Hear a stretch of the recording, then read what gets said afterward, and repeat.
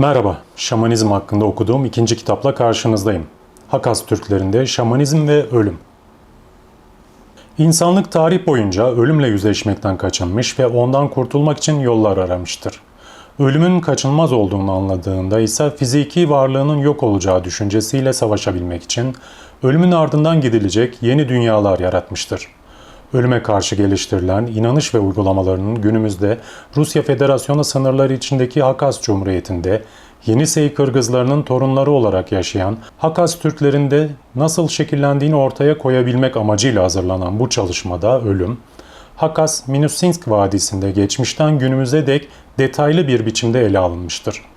Bunun sonucunda Cumhuriyet içerisinde genel nüfusun yaklaşık %12'sini oluşturan Hakasların yaşamı ve ölümü anlamlandırırken evrenin yaşıyla bir tuttukları şamanizm tarafından şekillendirilen bir düşünce yapısıyla hareket ettikleri, misyonerlik çalışmalarının ardından gelen ateist propagandaya karşı atalarına ait gelenekleri ve inançlarını kaybetmedikleri görülmüştür. Gelelim kitapta dikkatimi çeken yerlere.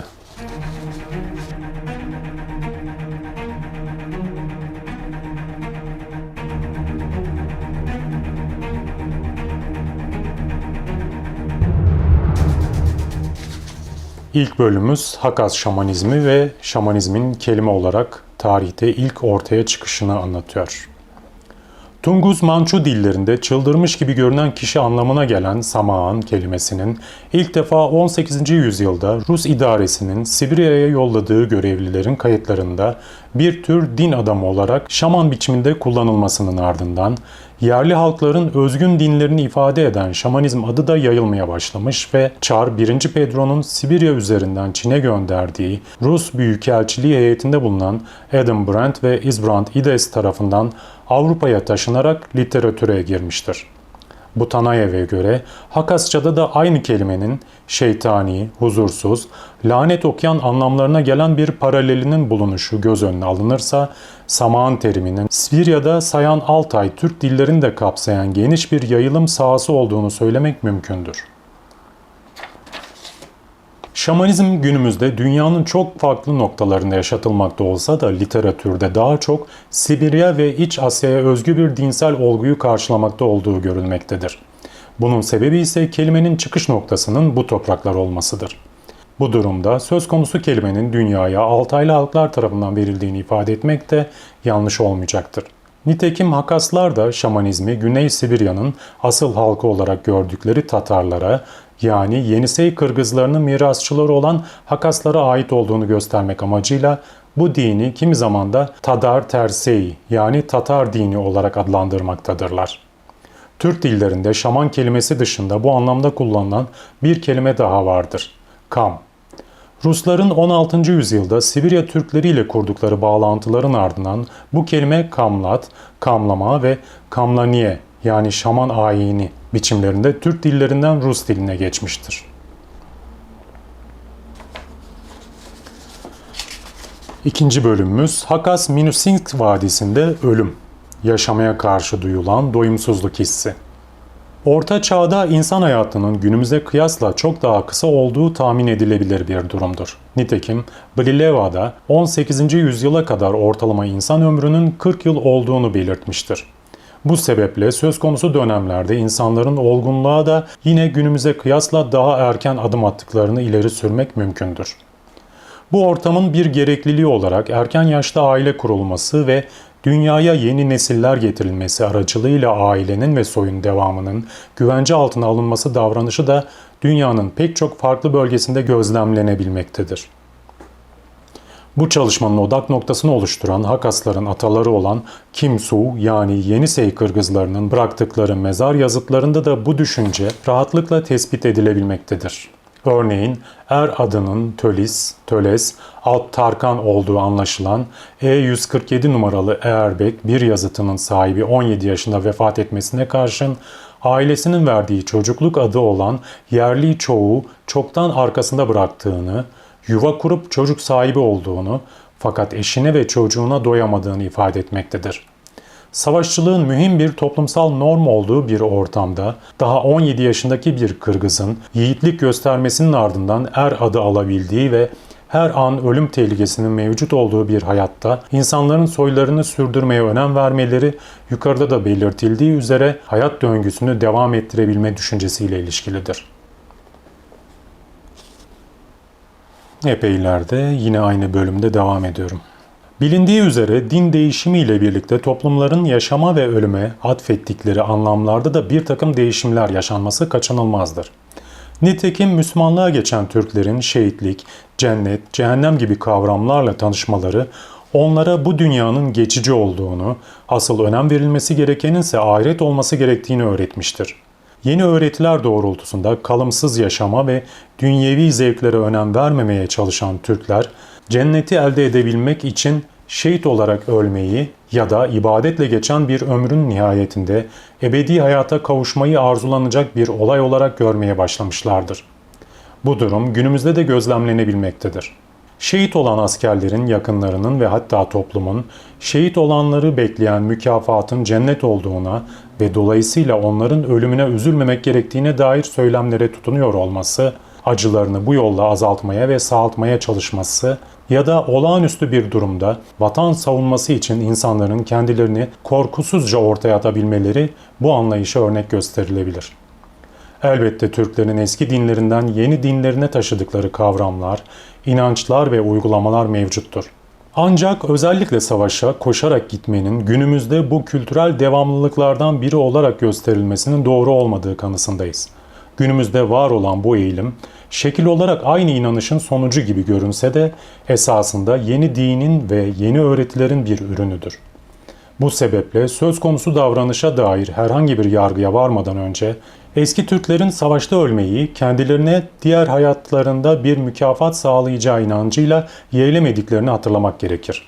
Eski Türkler savaşarak ayakta ve at üstünde ölmeyi daha önceki bölümlerde derinlemesine incelenmiş olan erdemli hayatın, cesaret ve gücün bir göstergesi olarak kabul etmektedirler.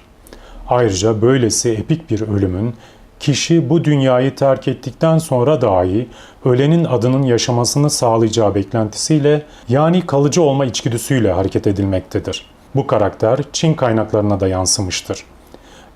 Defin yöntemleri ve törenler, kan ağlamak. Ölüm karşısında hissedilen derin üzüntü ve tutulan yasın dışa vurum biçimleri toplumdan topluma farklılık gösterebilmektedir. Ancak İskit ve Hun olarak adlandırılan topluluklardan itibaren Türk halklarında yas reaksiyonu olarak karakteristik bir davranış izlenmektedir. Milattan önce 5. yüzyılda yaşamış olan antik Yunan tarihçisi Herodot, bir kral öldüğünde İskitlerin kendi alınlarını ve burunlarını yırttıklarını kaydetmiştir. Aynı şekilde milattan sonra 5. yüzyılda Avrupa Hunlarının başında bulunan Atilla'nın cenaze töreninde de savaşçıların yüzlerini yaralayıp kan akıttıkları görülmektedir. Lordanis bu uygulamayı şu sözlerle kaydetmiştir. Sonra bu halkın adeti olduğu üzere saçlarından tutamlar kestiler, yüzlerini derin yaralarla deforme ederek çirkinleştirdiler. Çünkü bir savaşçı kadınsı gözyaşları ve ağıtlarla değil, bir erkek gibi kanla yas tutmalıdır. Avrupa Hunlarında da tespit edilen bu gelenek, Atilla'nın cenaze töreninden bir yüzyıl sonra hala Asya'da yaşamakta olan Batı Köktürklerinde aynı şekilde devam ettirilmektedir. Kitapta bir bölümde de bir beddua okumuştum. Karaltın kalksın. Bunu çocukluğumda ben de büyüklerimden duyduğumu hatırlıyorum. Karaltın kalksın'ın anlamı yani gölgen yok olsun demek. Yaşayan insanın gölgesi olur, öldüğünde gölgesi yok olur. Karaltın kalksın, gölgen olmasın, öl anlamında bir beddua. Yine bu kitapta dikkatimi çeken ve günümüzde de örneklerini gördüğümüz bir olayda cenazelerde yemek verilmesi.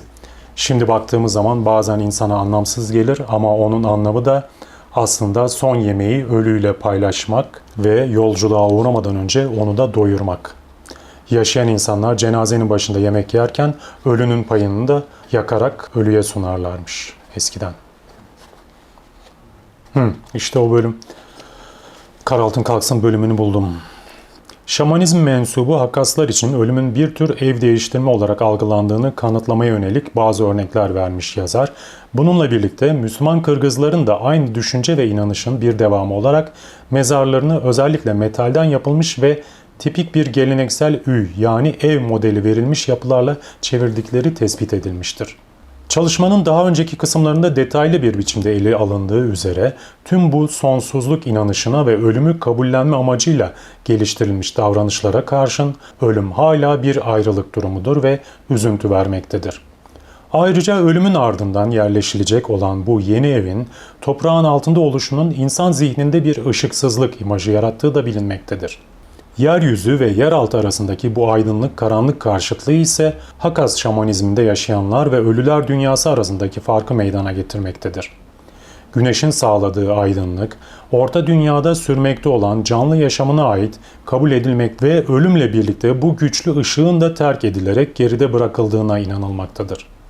Sibirya Türk halklarında güneşi görme, kün, kör yani gün görmek ifadesinin yaşamak anlamında kullanılması da bu tasavvurun dile yansıması olarak değerlendirilebilir. Bu sebeple ancak ışığın olduğu yerde var olabilen gölgede kozmosun ışıklı bölümü olan orta dünyada yaşayan insan ve hayvan gibi canlılara aittir ve ölülerle öbür tarafa ait diğer varlıklar gölgeden yoksundur. Bu inanışın bir uzantısı olarak Anadolu'da da karartın kalksın, yani karartın kaybolsun gibi beddualar kaydedilmiştir. Aça, Sibirya Türklerinde gölgenin kişinin tinsel ikizi olan ruhunu sembolize ettiğine dair görüşlere dayanarak bu beddua ya da kargış ifadelerinin bilinçli veya bilinçsiz olarak karartı yani gölge ile canlı olmayı karşılayan ruh arasındaki bağlantıyı ortaya koyduğunu belirtmektedir. Ölüler ülkesindeki diğer varlıklar gibi ölü insanların da gölge sahibi olmamalarının sebebi bu ölü ruhlarının da artık gölgelere karışıp gölge varlıklara dönüşmeleridir. Nitekim Han Mirgen destanında binicisiyle birlikte yer altına inebilen ve toprağın üzerinde ayak sesleri duyulmayan atın adı da Köletki Sarı At yani gölge sarı attır. Bu doğrultuda ay, güneş, yıldızlar gibi gök cisimlerini görememek de Hakasların ataları olan Yenisey Kırgızları için hemen her daim ölümü ifade eden bir anlatım olmuştur. Nüket Okutan Davletov'un yazdığı Hakas Türklerinde Şamanizm ve Ölüm adlı kitapta dikkatimi çeken kısa birkaç bölüm paylaştım sizlerle.